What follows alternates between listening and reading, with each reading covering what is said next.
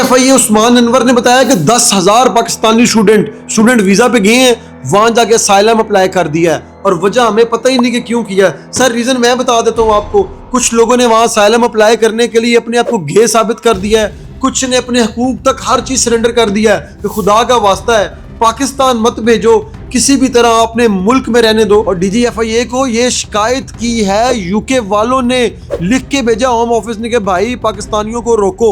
चले DGFIA ने दूसरी ये बात भी बताई है 7,000 पाकिस्तानी अजरबैजान विजिट वीजे पे गए हैं, वापस ही नहीं आए। 5,080 पाकिस्तानी बेलारूस गए हैं विजिट वीजे पे, वो भी वापस नहीं आए। लीबिया से 175 पाकिस्तानी जो जेलों में बंद थे या वो वैसे पकड़े गए थे, उनको वापस लेके आए हैं, उन्होंने डिपोर्ट किया पाकिस्तान और कहा है कि भाई वास्ता है इनको अपने मुल्क के अंदर रखो, ये हमारी कश्तियों में डूब के मरेंगे और हमारा मुल्क मजीद बदनाम करेंगे। इसी मीटिंग में तलाल चौधरी बोले हैं, कहते नहीं मुझे एक MNA का फोन आया, वो MNA कहता नहीं मेरा बड़ा करीबी अजीज इस्लामाबाद एयरपोर्ट के ऊपर खड़ा हुआ है, उसको FIA वाले ने रोक लिया है, तो काइंडली आप कॉल करें उसको जाने दे। वो कहता नहीं मैंने FIA वालों को फोन किया कि यार तुमने क्यों MNA के रिश्तेदार को रोका है, तो उन्होंने बताया सर ये श्रीलंका जा रहा है और कह रहा है हजरत आदम का जो पौ मुबारक है वो मैंने देखना है। तो उसने कहा जाने तो तुम्हारा क्या मसला देखना चाहता है। उसने कहा सर इसने जिंदगी में आज तक बाय ट्रैवल ही नहीं किया, ना इसने आज तक कोई उम्रा किया है। मजीद जब हमने इससे पूछा है कि तुम्हारे वालिद साहब क्या करते हैं, तुम क्या करते हैं, तो उसने कहा मैं तो कुछ नहीं करता, मैं तो ज़ियारत करने जा रहा हूँ और मेरे वालिद साहब रिक्शा चलाते हैं। तो अब आप मुझे बताएं,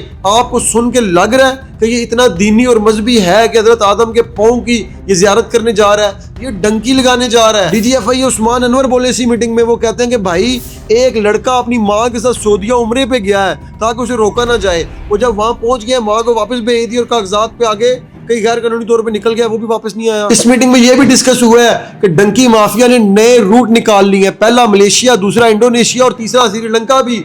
इन तीनों रूट्स को यूज करके वो पाकिस्तानियों को डंकियां लगवा रहे हैं यूरोप की तरफ और डिफरेंट ममालिक में। उन्होंने कहा सारी शिकायतें हमारे पास आती हैं, सब मुल्कों के जो इंटीरियर मिनिस्ट्री या फॉरेन ऑफिस हैं वो हमें लिखते हैं कि आप क्यों नहीं रोक पा रहे। ये सारी बातें कायमा कमेटी जो कौमी असम्बली की है वहाँ पे हुई है, DGFIA को भी बुलाया हुआ था, वज़ीर दाखिला को भी बुलाया हुआ था, वहाँ ये सारी डिस्कशन हुई है। सवाल ये था कि पाकिस्तानियों को एयरपोर्ट पे क्यों रोक रहे हो, जवाब उन्होंने बदले में ये दिया। जवाब तो उनके मुनासिब है, लेकिन सर हमारा भी एक सवाल है, पाकिस्तानी पाकिस्तान में क्यों नहीं रहना चाहते, ये भी तो बताएं ना। कमेंट सेक्शन में आप सब लोग बताएं कि पाकिस्तानी पाकिस्तान छोड़ के क्यों जाना चाहते हैं, चाहे किसी भी तरह जाना पड़े।